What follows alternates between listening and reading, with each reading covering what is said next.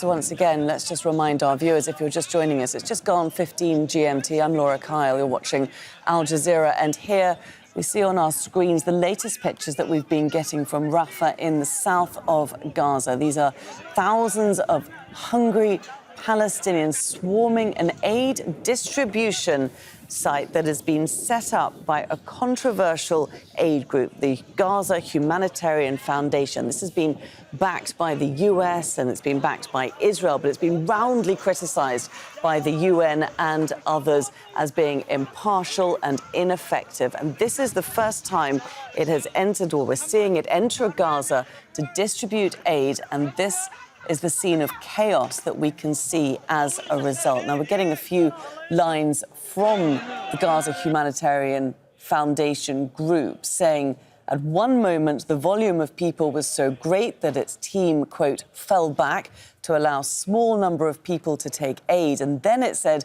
that normal operations have resumed. These are the latest pictures that we've been getting. We're not seeing the scene at the moment, but let's bring in our correspondent, Hind Khoudary. She's in central Gaza, in Deir al-Balah. And Hind, perhaps you're hearing a little bit more about the scene currently now at Rafah.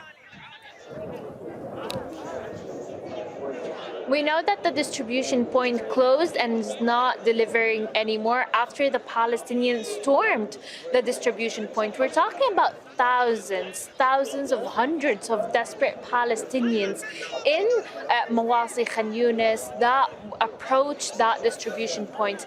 And what we need to know is there was no clear vision of how the process started. We just saw people walking in the streets with those food parcels. And what is inside the food parcels is barely food that is enough for a Palestinian family for a couple of days. Now, what we also need to know is when Palestinians started approaching this distribution point, there were queuing in lines, there were barriers, and there was also eye scan and body search for every single Palestinian that approached to receive a food parcel. We are also hearing some families said that they did not hear anything about their family members, where there happened a couple of incidents where a person who went to receive the food parcel did not come back, and they do not know anything about their family members, saying that the Israeli forces kidnapped those Palestinians.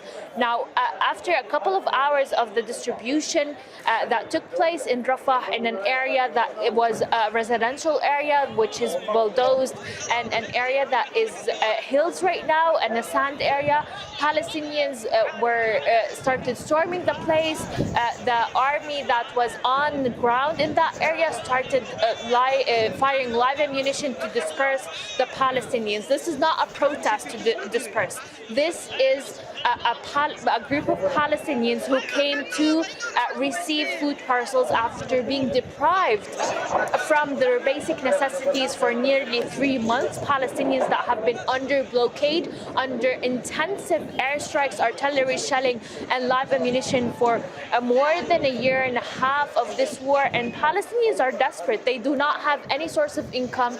No food or food organizations have been giving any food because there has been nothing entering from the crossing. So this is at least what this Gaza Humanitarian Foundation would expect. We're talking about the devastated Palestinians, starving Palestinians. We're seeing every single day Palestinians dying due to malnutrition. But again, what we Palestinians are saying that food must come to them. They're not supposed to go to food. We have been seeing Palestinians barefoot, walking under the sun long distances to reach that area for only one food parcel. Palestinians said that it's very humiliating what happened today, and most of the Palestinians were not even able to access that area because it's a very long distance to walk, and they're also scared from the Israeli forces that they would either be arrested or even shot. And Hind, we're getting reports that the organisation is saying it's distributed around 8,000 food boxes, totalling some 462,000 meals. Can you tell us a little bit about what you know to be in those food boxes? Well, yes, there is a couple of versions of this food boxes. One of the food boxes I saw, the ingredients was 4 kilos of flour, a couple of pasta bags, 2 fava beans canned, and a couple of tea bags, a pack of tea bags and biscuits. How would this be nutritious, or how would this be enough for a Palestinian family? This is definitely not enough, and is not enough for all the humiliation Palestinians are going through to receive this food parcel. We're talking about nearly 3 months without chicken, without meat, without nutritious food, and that's why most of what is coming to the hospital now is malnourished Palestinian children, and people are not getting the nutrition they need. Other food parcels had lentil, had other types of soup, and it's very small quantity. I am sure that what was distributed is only enough for 2 days for a family in the Gaza Strip. We're talking about families that have been completely relying on food parcels from the World Food Program, from UNICEF, from UNRWA, and they used to receive those food parcels every single week or every 2 weeks, and they completely rely on them. Now that they have been deprived from all of that food for nearly 3 months, Palestinians are out of stock. They do not have anything to eat, and we have been talking to Palestinians during this blockade. Some people said that they are even not able to provide one meal for their children. Other families said that they used to split between themselves a couple of loaf of bread, and this shows how desperate Palestinians were. 8,000 Palestinians received parcels today. We're talking about hundreds of thousands of Palestinians squeezed into the area very close to Rafah, and that's what we're seeing in the videos of the Palestinians approaching this distribution points. We're seeing hundreds of thousands, and all of these Palestinians are saying that they were forced and pushed to go to this distribution points after those weeks of not even having one meal per day. Okay, that is Hind Khoudary joining us from central Gaza in Deir al-Balah. Let's now bring in our correspondent in Gaza City. That's Hani Mahmoud.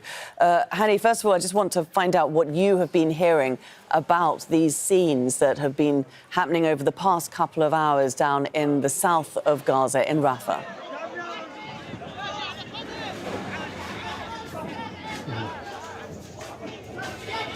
Yeah, while there is a lot of chaos going on in as-Sultan area, the first location that opened for aid distribution, controlled, by the way, by the Israeli military and security personnel from the Gaza Humanitarian Foundation, situations remain very difficult in the northern part of the Strip. Not only we have not seen for the past 80-plus days any of the 80 trucks coming into the Gaza Strip. And when we talk about 80 trucks, that includes the food, the water, the survival items, in addition to other important and critical elements for hospitals like the medical supplies, the fuel to keep the power generators running, the fuel needed for the bakeries, let alone the flour, one of the most basic elements now that is missing from the market. And if it's available at a very high price beyond anyone's financial capabilities across the northern part of the Strip. Gaza and the northern territories have not seen any of these trucks, and it's unlikely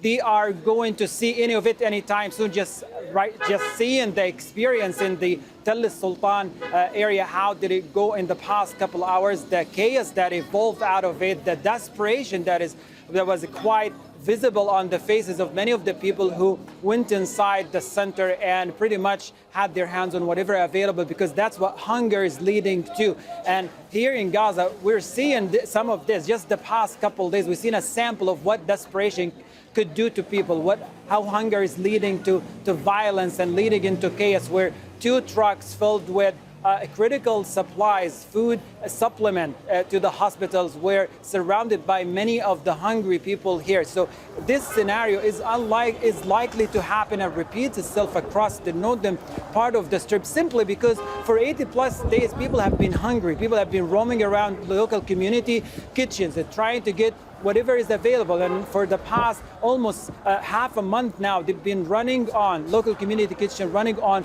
one kind of meal that is provided to displaced people. That's lentil soup. That is not filling up the tummies of many of the hungry, let alone the most vulnerable, the children, the ill ones, the ones who are in critical need of medical care are not finding the food that is needed. So far, we're not seeing any of this, but gradually, step by step, we're seeing signs of chaos, signs of violence, signs of a change of behavior due to the enforced starvation and dehydration. And if it happens that the center opens up here, it is likely to see the scenes repeating itself in the northern part of the strip. But up till this moment, people are going to go for another night, for more than 80 days, without being fully satisfied of any of the food that is available or any of the meals that have been provided by the remaining local community kitchens across the northern territories. And Hani, we are hearing about reports of shots being fired as this Gaza Humanitarian Foundation organization tries to regain control of the situation. Are you hearing anything about that?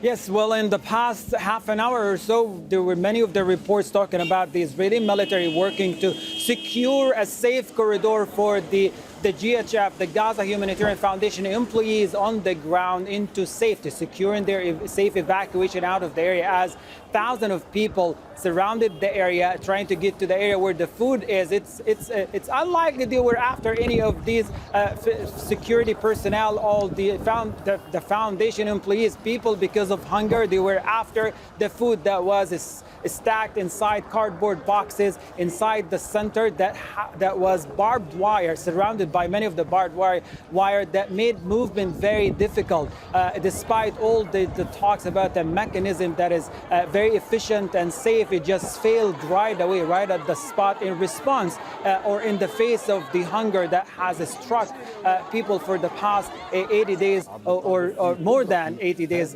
so far. But these were reported not only by the military chopper, but also by eyewitnesses who confirmed that were remote machine guns surrounding the center that started to fire gunshots in the air just to disperse people from the area. Now, this highlights the risk that people are going or are taking right now just to feed their hunger and get to areas where food is. There is a lot of security risk and safety risk involved, and it also underscores that the mechanism proposed by the GHF and implemented right now in the Sultan area lacks the very basic elements of safety and security. Feeding people after 80+ days of enforced starvation and dehydration is not an easy track at all, and we've seen how it evolved and how the scene from the location developed in just a few minutes. And that's, again, this is what desperation does to people. This is what hunger is leading to. Indeed, and that is what we can see playing out on our screens, the scenes in Rafah in southern Gaza from just about 2 hours ago as people stormed an aid distribution point set up by the Gaza Humanitarian Foundation, this we understand to be a US-backed and Israeli-backed organization.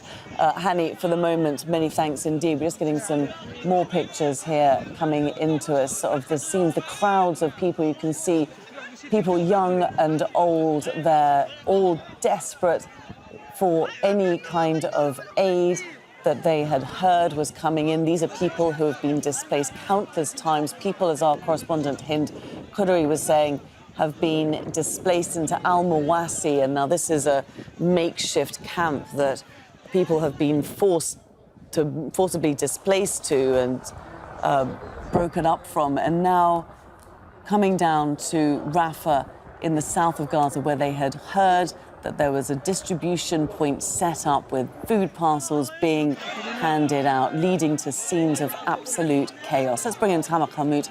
He's an associate professor of public policy at the Doha Institute for Graduate Studies. He joins us here in Doha. Tamer, first of all, your reaction to the scenes that we're seeing now playing on our screens.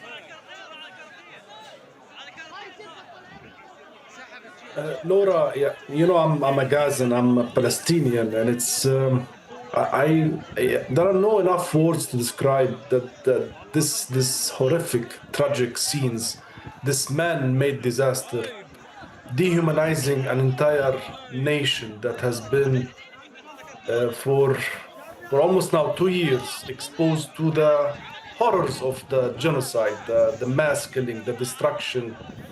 And now reaching to this point, I mean, I couldn't even imagine seeing these scenes even in, I mean, horror movies. Like, you know, it's just unbelievable. It's just unbelievable to realize that at this point of the war, after all this time, that there is still a pretty much paralyzed international community that is watching this, that is allowing this scene to happen, that is allowing a criminal state to experiment with people by doing these things, these plans.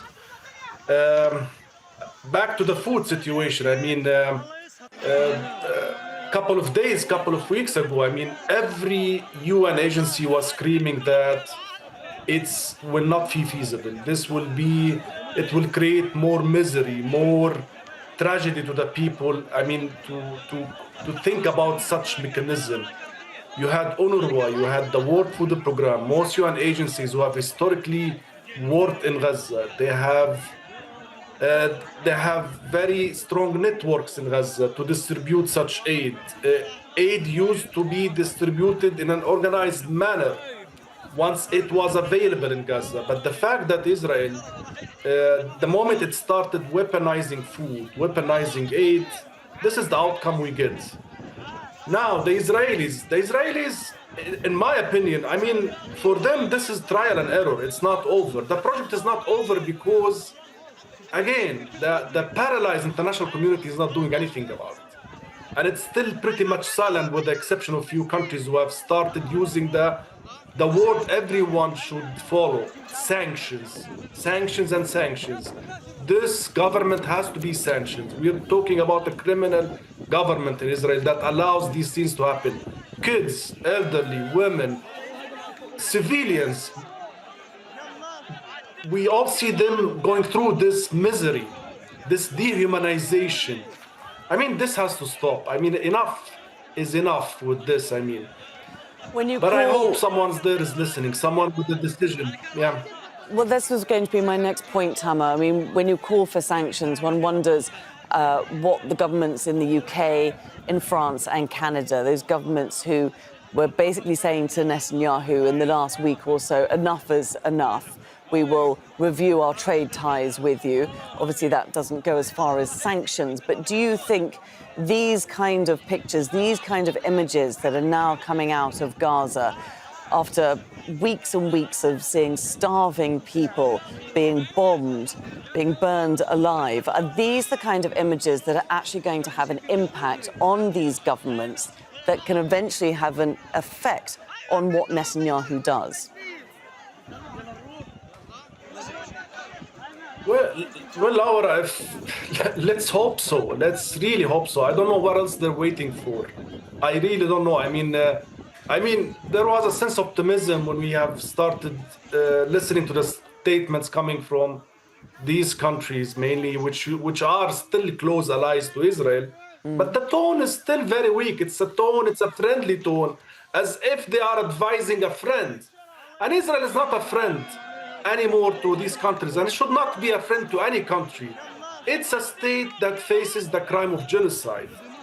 That's not the time to advise Israel. It's the time to have a blanket of sanctions on Israel, to save Israel from itself, and to stop this massacring, and to stop this genocidal behavior and this dehumanization process of an entire nation. It's their luck that they were born in this small enclave called Gaza. These civilians who have nothing to do with anything, it's just their mere luck to be born Gazans, Palestinians. No human being should suffer any of these horrors we have been seeing and watching in Gaza in this modern century. This is shameful, and it should stop. And Israel should be accountable to international law. if there is anything left from this international law, that's the right time now for the collective international community to take action immediately to stop these ugly images. Even if the US protects Israel, no one stops the countries all over the world unilaterally or bilaterally to take action against Israel. If Israel does not feel the heat, it will not change its course. OK, that's Tamer Qarmout joining us from Doha. Tamer, many thanks indeed. Let's go to Ahmed Bayram now. He's the Middle East spokesperson for the Norwegian Refugee Council, and he joins us from Amman. Now, Ahmed, this kind of chaos, these scenes of Palestinians desperately trying to get the small amount of aid that has been brought in by this Gaza Humanitarian Foundation organization, this was warned would happen by aid agencies, wasn't it? And yet it still went ahead. Absolutely, and what we see is indeed, a summary of the tragedy that the people of Gaza are living. To be honest, I have been describing this plan as a non-starter, and today we see it's a literal non-starter. You have been starving an entire population for 90 days, for almost 3 months, or 81 days, or whatever it is, and then you're asking them to walk miles and miles in order to get hold of a bag of lentils and a bag of flour. This is not how aid is done. This is not how aid should be distributed. Not least, obviously, an occupier doing that, a country that, has destroyed, has flattened Rafah, asking people to come back to Rafah, has displaced people out of Rafah, and now tells them to come back and receive whatever they can get hold of. And this is the scenes that we have literally been warning about all month now. It's spread chaos, it's spread confusion, and this is the result. I think the best thing that can be done now is for this plan to be cancelled, to be reversed, and for us humanitarians, professional humanitarians in the UN and NGOs, to do our job. There's tons and tons of aid waiting across the border. Very simple decision. Open the gates and keep them open. And Ahmed, in contrast to what we're seeing here, how would organisations such as the Norwegian Refugee Council, WFP, UNRWA, who are experienced humanitarian organisations, how would they go into Gaza, or how have they in the past gone into Gaza to distribute aid, to prevent scenes like this happening and to preserve the dignity of the people receiving it? We've been doing it. We've been doing it not for 1 or 2 years. We've been doing it for decades now. And we have the experience. Norwegian Refugee Council is actually with the people. I have colleagues who are displaced with the people, who leave their tents in the morning to go and give drinking water to people, who go out and try to distract children from the sound of bombs and rockets around them. There are, some of the most stringent, I would say, most probably highly coordinated mechanisms out there, without getting too technical.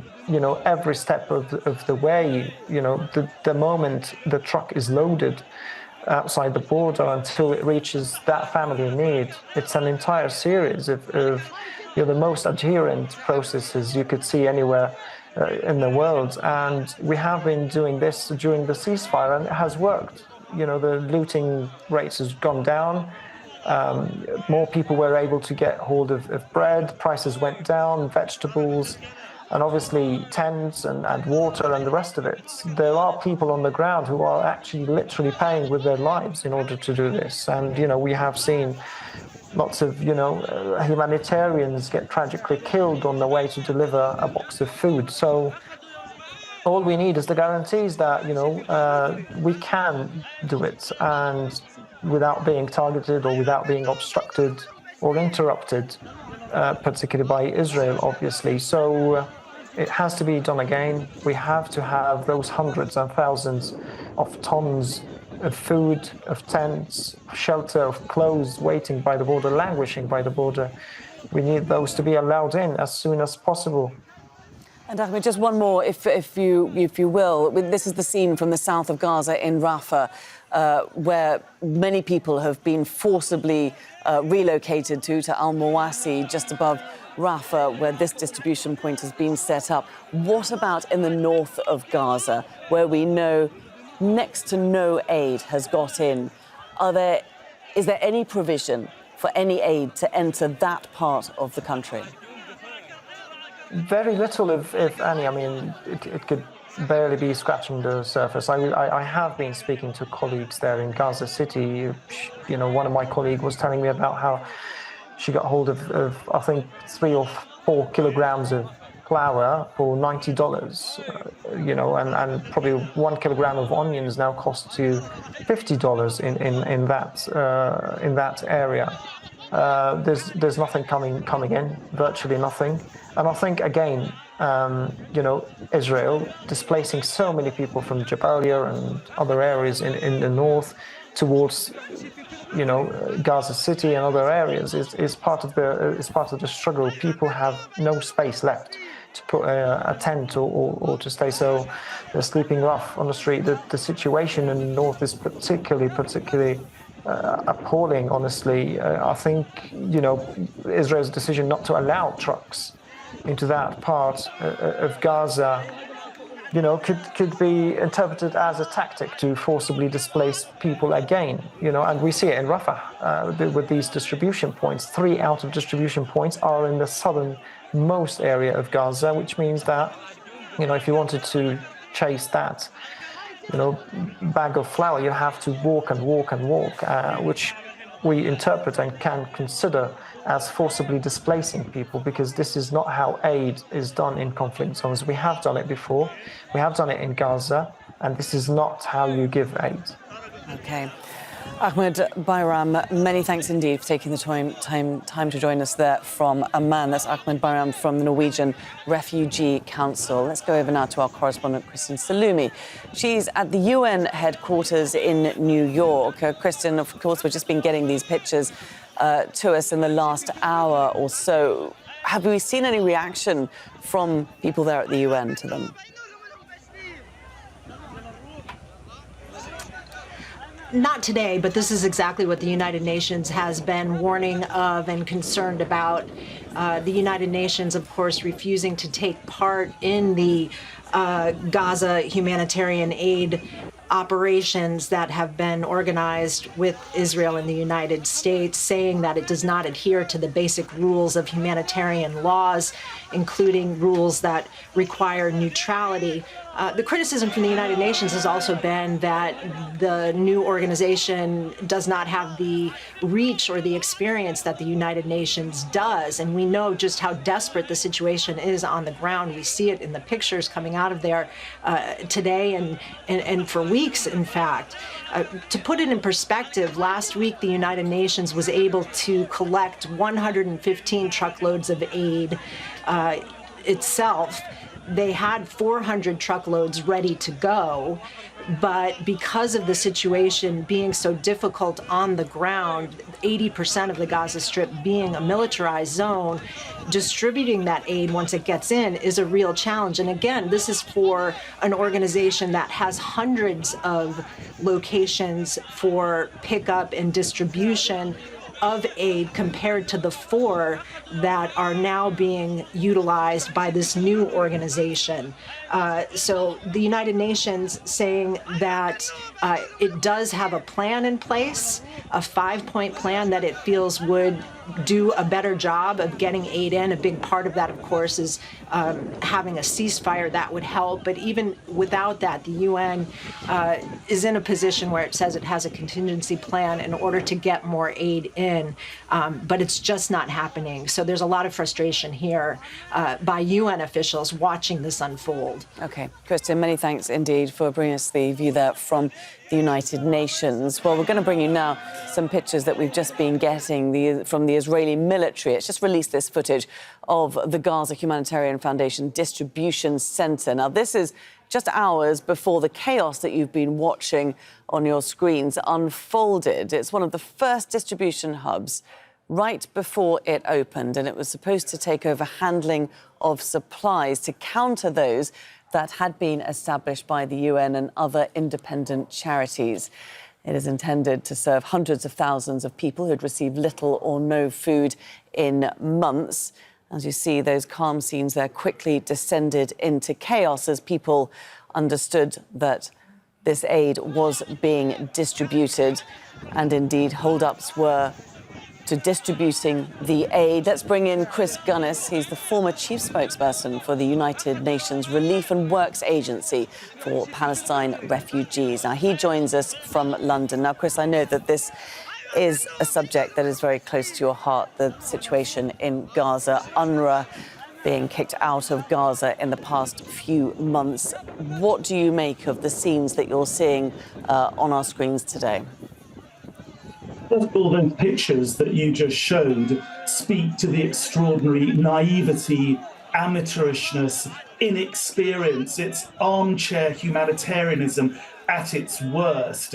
Let's stand back and think about what's happening here. An army that has inflicted a genocide, has used starvation as a weapon of war, has set up what's called an aid organization, frankly, a group mainly of ex-military, a lot of veterans, as they call them, supported by the United States, the country that has supplied the military hardware to enable that genocidal onslaught against the people who are in this open-air death camp that Gaza has become.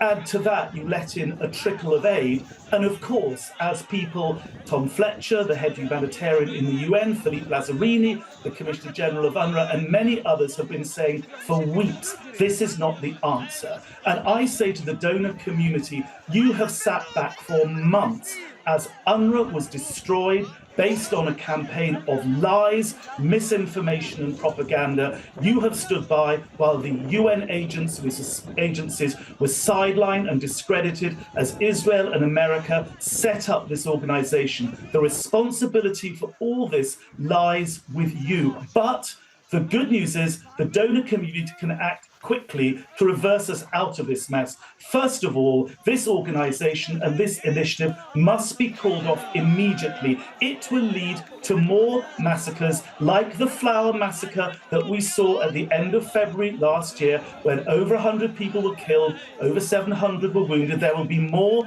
Flower Massacres if this amateurishness is allowed to continue. What needs to happen is that UNRWA, which is the only organization that has the infrastructure, the lists of people who need food, the aid warehouses, the food distribution centers, the trucks, the vehicles, the infrastructure, the workers, 12,000 workers who are able to distribute food. We need to re-establish UNRWA. We need to get the UNRWA professionals, the international UNRWA staff back into Gaza. We need order restored, and we need proper, orderly food distributions. Only UNRWA can do that. The Secretary General, Antonio Guterres, has said that UNRWA is the backbone of the humanitarian effort in Gaza. We need to take a deep breath. We need to call off this ridiculously amateurish organization, and we need to let the professionals led by UNRWA step in. Only that will prevent the chaos and the starvation that we're now seeing in Gaza. Chris, I know that you've seen the pictures that we showed just a moment ago of the distribution site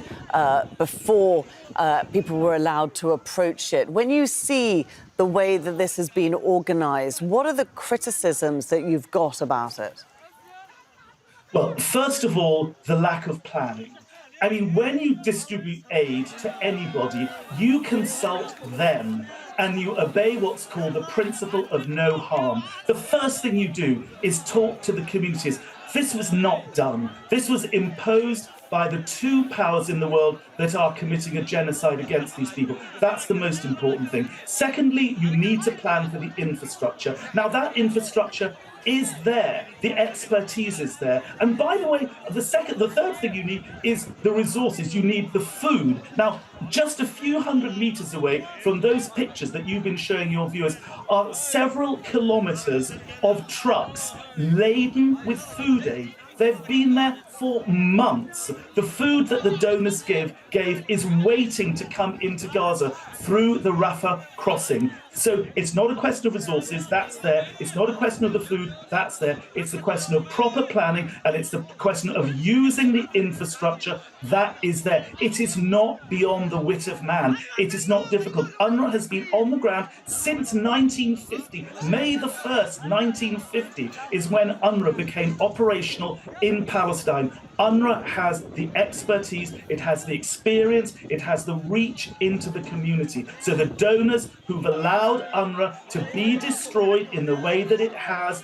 they stood back, they allowed this ill-informed, this Israeli campaign against UNRWA based on the mother of all lies to see the agency discredited. And some of those donors, 17 or 18 of them, stood back and defunded UNRWA, took months to come back. Those are the ones who need to step forward now. Britain, for example, the European Union, the Germans, the Canadians, they need to come back. They need to realize the appalling mistake that they have made in watching the destruction of the aid system, which their taxpayers through decades have set up in Gaza. They need now to step up to the plate, to admit that what they've done through these ridiculous decisions in allowing the Israelis to destroy and discredit the UN system and UNRWA, that needs to change immediately. This needs to be brought back, or we're going to see more flower massacres, we're going to see more chaos, and we're going to see more starvation. The donor community needs to step up to the plate. We need to see donor community, we need to see political action. So yes, of course, Israel needs to be sanctioned because it is violating international humanitarian law on an industrial scale. But side by side with that, we need to see a complete revival of the UN system led by UNRWA. So we need a political track. We need the sanctions to come in against Israel. Israel needs to be brought to its senses. But alongside that, the donor community, we need the political action, we need the humanitarian action to run in parallel with that. Only that twin track approach is going to see us pull back from this absolute catastrophe, which is a stain on the conscience of the world. Chris, it needs to end. Chris, many of our viewers might be wondering at this point as they watch these scenes play out on the screens, why Israel got rid of UNRWA in the first place and decided to replace it with this organisation, the Gaza Humanitarian Foundation. That's a very, very good question because, of course, the Israelis, it's this kind of crazy Zionist fiction that if you get rid of the organization that's helping the Palestinian refugees, you magically get rid of the Palestinian refugees and their right of return. And of course, that's complete nonsense. But Israel has been seized of this mad mythology, and that has gone completely out of control. We've seen the two Knesset bills that were passed at the end of last year that were, propagating this myth that UNRWA is a terrorist organization. Israel produced no evidence whatsoever of any involvement of UNRWA staff with the October attacks, and the independent Kelowna report was very clear on that. But that is the reason. It's a very good question to ask. Israel thinks that by getting rid of UNRWA, you get rid of the Palestine refugees. That is nonsense. Every one of these 6 million Palestine refugees on UNRWA's books is an individual with rights, with individual and collective rights, which must be respected. Each one of those people has a dignity and a destiny that must be respected. That's Chris Gunness, the former chief spokesman for the United Nations Relief and Works Agency, UNRWA, for Palestinian refugees. That's UNRWA, who recently got kicked out of Gaza and indeed the occupied territories by Israel. Chris, many thanks indeed for taking the time to join us.